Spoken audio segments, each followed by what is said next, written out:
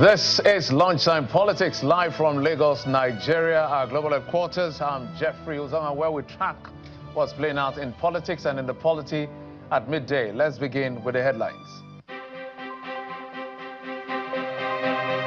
Some students of Ambrose Ali University arrested for alleged vandalism and looting during a protest that turned violent have now been released. Others are to be released later today after court processes.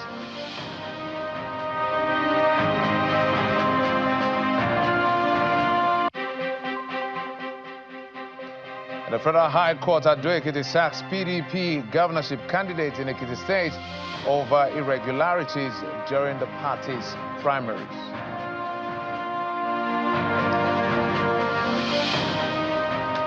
What has been playing out in the polity this week has been a mixed bag of security and politics. And today on the program, we will focus on politics. And Abia State is where we will head to. But before all of that, let's talk about what is happening in Edo State in South Nigeria, where the governor, Mondo Kwebelo, has approved the release of arrested suspects over the Ekpoma protest on Saturday. So far, 7 of the suspects have been released. According to the State Commissioner for Education, Mr. Padi Yamo, was on ground to facilitate the release. Also, only those confirmed and verified as students are to be released. Some persons that tagged themselves students went on rampage, and from protest it turned out to be a riot, stealing, maiming people, and all that, going into even the palace of the king to steal even the weave-on of his wife, steal Indomie. So that's no longer a protest. And people should understand that those same people are part of Edo State, and they will cry to the governor. And of course, he's saddled with the responsibility of securing their lives and property. So, irrespective of whose ox is God, he gave the clear instruction to the Nigerian police. And the police did their job. They did the raid, carried out the raid and all that. And at the end of the day, those that are not culpable should be released. That's the instruction of the governor. And that's what we're doing. So that's Mr. Padi, the Commissioner for Education in Edo State, who says that also later today, some of them that have not been released will be released later today because the court has been approached. So the court processes has to be exhausted in terms of processing so that they will be released later today. So we're following that story and we'll bring you up to speed as far as that development is concerned. But let's talk about what's happening in Ekiti State, where the Federal High Court there has nullified the People's Democratic Party governorship primary that elected Dr. Wole Oluyede as the candidate and ordered for a rerun. Justice Babs Kuyemo, in a judgment, upheld the concerns of irregularities raised by a fellow contestant under the PDP, Mr. Funsho Ayeni, who challenged the process, citing questionable manipulation of the approved delegate list on the day of the election, an action that he says undermined transparency, internal democracy and fairness.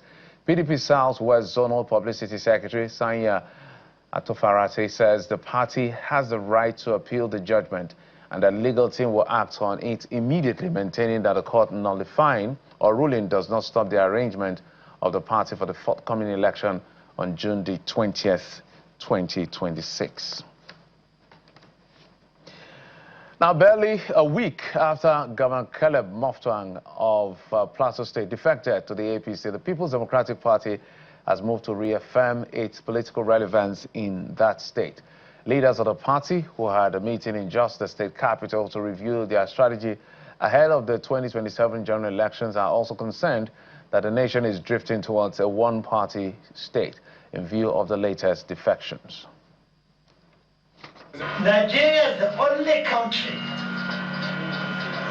that I've seen when somebody is elected on a platform of a party.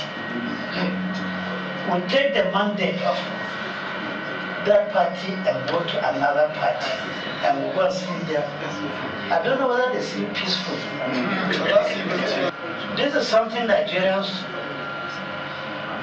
must think. And this is something we must correct in our political values. Plateau is a traditional PDP state. Plateau is a traditional PDP state. The PDP dies today, we all die with it. We all go PDP. Don't haka. let's all remain in PDP. The 2027 election will be an interesting election. Looking forward to it. I'm sure you're looking forward to it as well, because it's a time for the people to give their verdict. So what happens is that the politicians will come as, salesmen to say, I have done this or I will do this. The people will make that decision. And for a lot of them, they are coming for a scorecard to say, this is what we have done, and we think we deserve a second term. Now, you, the people of Nigeria, have to make that decision. So it's going to be an interesting time. But hey, let's talk about what is playing out in Abia State. Lately, there has been what you may call an aggregation of interest in that sense, as far as Abia politics is concerned. Some former governors of the state, including Senator Otti Okalu and Theodore Oji, who were former governors of the state successively, and others have come together under the APC to say, look, and including the Deputy Speaker of the House of Representatives, Ben Kalu, there's been this war of words between the government of Abia State led by Alex Otti and those politicians in the opposition as far as that state level is concerned. And their agenda is that they want to take over the state for the APC. Well, the governor said, not this time. So there's been argument as to the performance of the leadership of Governor Alex Otti in comparison to what was the result of the other leaders of the state, from Oji Okalu to Theodore Oji to Okezekwe Azu, who is immediate past governor of the state. So let me bring in the public affairs, political affairs analyst who joins us virtually, Mr. Obi Njoku. Mr. Njoku, thank you so much for coming on the program.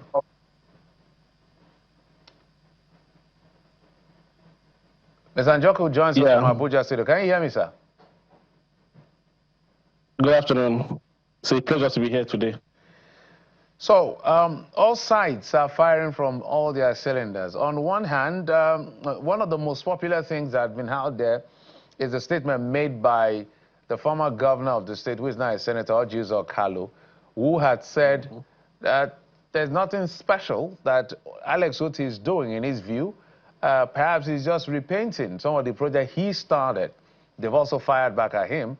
Even raising instances, we had one of his aides today talking about the fact that there's a gentleman that was convicted by the court for some alleged financial infractions, so to go on and on. But what you're seeing play out now, and I have a list of the things that the anti-Otti group have listed as to questions he has to answer.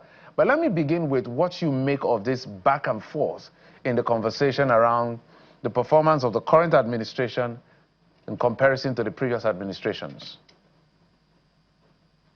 Thank you very much. For the last, since 1999, the people of Abia State really have been in a very bad situation politically. All the likes of our dear senator, Theodore Oji, and Okezekwe Azu, they really wrecked the state, so to say. Abia, before Otti, almost became like a graveyard. You hardly had roads, you hardly had schools, you hardly had healthcare. It was not until Otti came that we realized that funds came to Abia State, and those funds could be used for the betterment of the people. If you look at the last 2 years, if you look at the amount of work that has gone on in Abia State in the last 2 years, and these are verifiable, the renovations of schools that have been abandoned, that were built long time ago, the roads that are, I was in Abia 2 weeks ago, and the roads I flied, I couldn't imagine that was Abia State. If you went to Abia State, before this administration, 2 years ago, 3 years ago, you couldn't link two communities, two cities in Abia State. You couldn't go from Umuahia to Abiriba, for example, without changing some parts of your tires in the car. So for me, when light comes to a state, as it has come to Abia State, I think that everybody's hands should be on deck to support the government that is working. Unfortunately, as with politics, you have a lot of people that have personal interests, that have interest of association, that have party interests, and most times these interests cloud goodwill that should usually have been meted out to the people. The Abia people, the commoners, the market sellers, the market women, the traders, the civil servants. These are the people that should be at the forefront in terms of politics. These are the people that the governor, for example, is ensuring that he satisfies. If a few people, past governors or past political bigwigs in the state, are not happy because their interests are not being met, but the interests of the population, of the masses, are met, then I think it will only be wise to focus on the masses. I want to also say a big kudos to the governor, Governor Otti, for being a governor that is really working, not just audio work like we hear most times, but work that is visible. I hear that the former governor, Senator Otti Uzakalu, says that Otti is painting some of the roads that he built. That was a very laughable statement. I just hope that one or two of us can go to Abia State and check what had happened in the last 2 years. It's clear for everybody to see. All right, Ms. Anjoku, let's talk about some of the questions you have raised, and they are quite valid questions. I spoke to my colleagues and I earlier today. We spoke to the both sides. One of the aides of the governor, Mr. Ekoma, and Mr. Obani, who was part of the group that are asking a lot of these questions. And I think Mr. Obani did not debate as to giving Abia the facelift. In fact, when I put a question to him, I said, are you, from what we know, Abia, for instance, to be waste disposal, the face of the city, from what we have seen and heard, it has gotten a facelift. I said, isn't that something you recognize? He said, look, the government is a continuum. But there are other questions he asked that were relevant. Let me put some of those questions to you, whether you are privy to them. Question number one is that they are saying that there's no identified standard smart school in the state. This is almost 3 years after the expenditure of 82 billion. They have argued that that money may be exaggerated, but they're asking questions about those smart schools. But the government has said they are still in the works. So what do you say to some of these questions? So on the question of smart schools, they talked about the issue of the governor relocating Abia government house to Ishialangwa, while allegedly spending government funds to maintain his private residence after nearly 3 years in office and more than 1.4 trillion spent by the government. When you hear this there are so many of them, there are 19 things. I'll highlight a few of them. Isn't it a valid question? Honestly, government is continuous. And fortunately for us in Nigeria, we have 3 arms of government. We have the executive, we have the legislation, and we have the judiciary.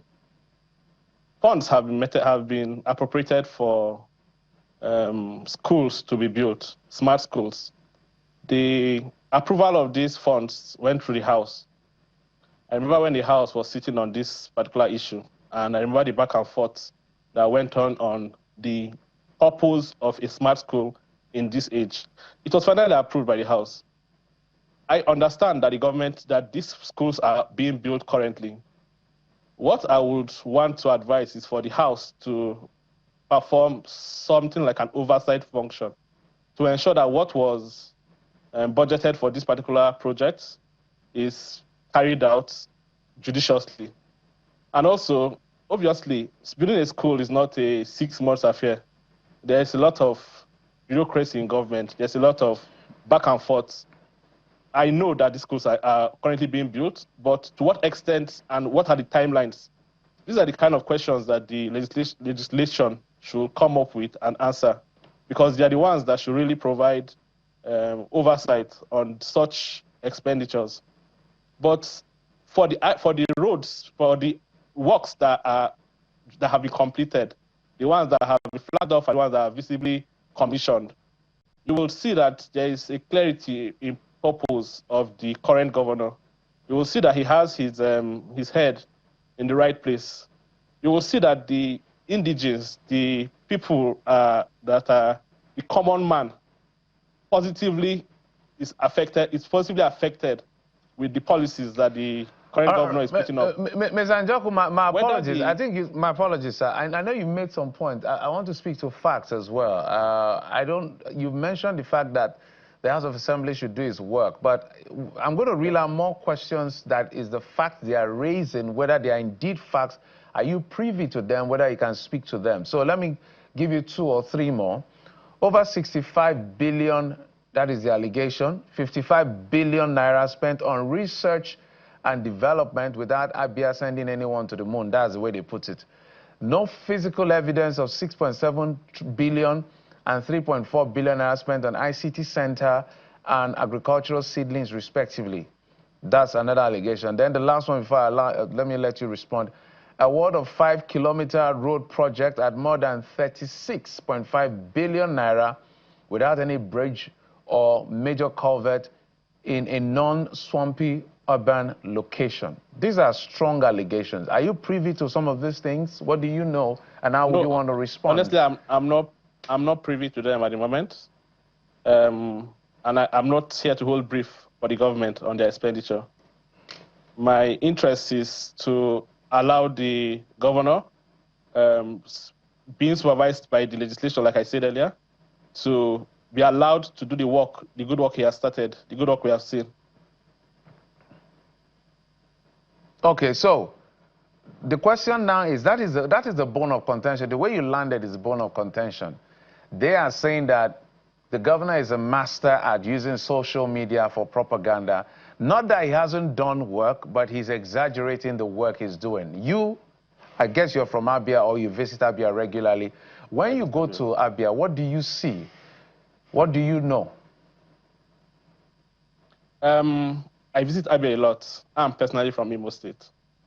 I've been to a lot of places in Abia within the last 6 months, and you can see that there's a lot of physical projects going on. You can see also that the populace are happy with the outcome of events. I visit Abba a lot. I visited Abba a lot of times before the election. I was there sometime last year, sometime in November last year. And you could see that there are motorable roads in Abba. You could see that the flood that used to affect the communities, that used to affect the town, has stopped. For me, these are, when welfare of the masses, when the items that affect the masses are taken as priority, that is commendable. That should be commended. That should be carried and blown up. The governor is operating from his personal residence or the government house. Yes, that could be an issue, but they are immaterial considering the situation where he was and where he is now, where the people were and where they are now. That's an immaterial conversation. I'd really like us to focus on what is the governor bringing to the table compared to where the past politicians brought to the table. So we can look at them and just oppose them and see if this is a move in the right direction. All right, let's head to that, Mr. Njoku. So let's get straight to that juxtaposition that you talked about. So you are in a better place to be able to juxtapose, perhaps, between maybe the one at the vanguard of the opposition, which is Otti or Kalu, and the administration of Alex Otti. He is even saying that Alex Otti has seen more money in 4 months, or maybe the time he's been governor, than he saw in 8 years. We're going to come back to the issue of why he's operating government from his house as against government house. That's another question altogether. But help us with that juxtaposition. The 8 years of Otti Kalu was really that was the first time I think Abia State saw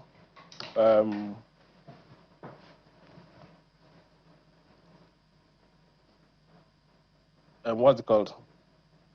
That was the first time we had elective election in Abia State. That was the first time they had an elective governor. I think prior to that, it had always been military administrators coming up in Abia State. Otti Okalu brought light to the state. Light in the sense that there were a lot of projects he did as governor. Unfortunately, and what really marred his the works he did, so to say, were because of he imposed his successor, and his successor that he imposed did not continue on the few achievements he made. Honestly, Otti Okalu tried during his time as a governor in Abia State. Unfortunately, this was in 2003. He finished his tenure in 2007. Between 2007 and now, it's almost 20 years. And most achievements that have been achieved in the last 20 years would have either been eroded, especially since they were not quality works, or overtaken by events.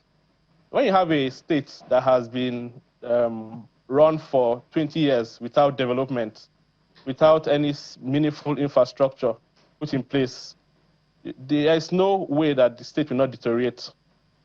So what we have seen now is a new light. So this is the first time that a governor is coming without political godfatherism, without influence of the incumbent governor, as it were, without being a member of the ruling political party. And you can see that because of this, the ruling class, the political bigwigs in the state, are seeing to it that they frustrate his administration. Comparing apple for apple, it's difficult to say in terms of Naira and Kobo how much Ojizo got at his time and how much Alex Otti is getting now. Especially because of all right, Mr. Njoka, my apologies. As we begin to wind down, we've got time. So two more questions quickly. So you've done the Otti Okalu comparing Alex Otti. Okezie Ekpeazu was the one that just left office. How would you assess his performance as well as that of Theodore as against Alex Otti? Given the fact that Alex has just been there for like 2.5 years or so, the other ones were 8 years. So just an overview, then I'll ask my last question. The 8 years of Theodore Oji and the 8 years of Okezie Ekpeazu were both had a lot of negative impact on the state on Abia State. I can't really say any meaningful development that either of them did for the last 16 years. And that's why it seems that when Alex Otti comes and is doing the roads and renovating the schools and building new schools, it seems like suddenly there's a breath of fresh air. When you have when you don't have continuity in development. But if I remember, but Mr. Njoku, correct me if I'm wrong, I know that I've forgotten, I think the former Minister of Power, Professor Bath Naji, I think that's him, who had that project, carried out our project in Abia State that brought in electricity and all. Alex Otti was praised for that. But I don't think, correct me if I'm wrong, did that project start with Alex Otti? I think it started with Okezie Ekpeazu. That project was a personal, it's Bath Naji's personal project. Yeah, I'm saying when did whether it's a personal, private, or whatever, the administration, of course, the government has to work with you. When did it start? It started with Okezie Ekpeazu. But I remember that during the last administration, the project could not be fulfilled. I think there were a lot of political bottlenecks that happened that period that made the project not able to be fulfilled. It was only when Alex Otti came that he fast-tracked and removed all those bottlenecks and ensured that within a few months after he was sworn in, it became commissioned. Again, these are the issues we are talking about. Yeah, so what I wanted to establish, because for purpose of transparency, we need to give credit to who it is you, who did what and what, to what extent. So I can't speak for a fact. If you have that information, you can tell me as what extent that project went. You know, they used to say it has gone 60%, 80%, 70%, then the next administration takes it and completes it. That's something we'll find out. But in closing, you visit the state a lot. You have a relationship with the state. The most important people are the people themselves. What are they saying about all of this that is playing out? Are they happy with Alex Otti? I can tell you for a fact that the average Abian has never has never experienced such progress. I can tell you this for a fact. And there is no Abian you meet on the streets that would tell you otherwise. Everybody's happy when light comes. The only people that are not happy when light comes are people that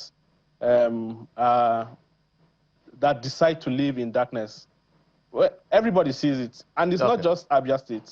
In the whole of the country, Alex Otti has become a role model for governors to follow. I saw His Excellency Hope Uzodimma visiting Abia State 2 or 3 days ago. To see the governor. You could see that whenever there is progress in a place, people flock together and come. I want to be partakers and join hands with the person.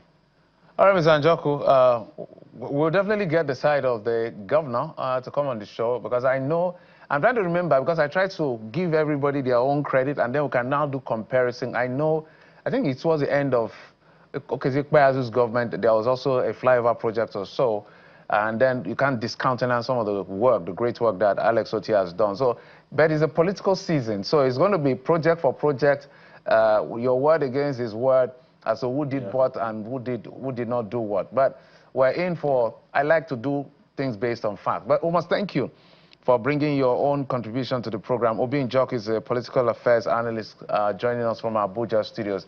Thank you so much for coming on the program. I appreciate it. Thank you. Well, it just tells you that there's a lot going on in Abia State, and the politics has started. But at the end of the day, we're going to bring facts and figures to say, how did this person do during his time, and how did this person do during his own time? And then you'll be able to compare who did better and who has a chance at the 2027, governorship and presidential and every other election that will take place. So interesting days ahead, but wish the people of Abia the very best. And that's it on the program. Thank you so much for your time and company. I'm Jeffrey Uzoma. You've been served on Lunchtime Politics. Bye-bye.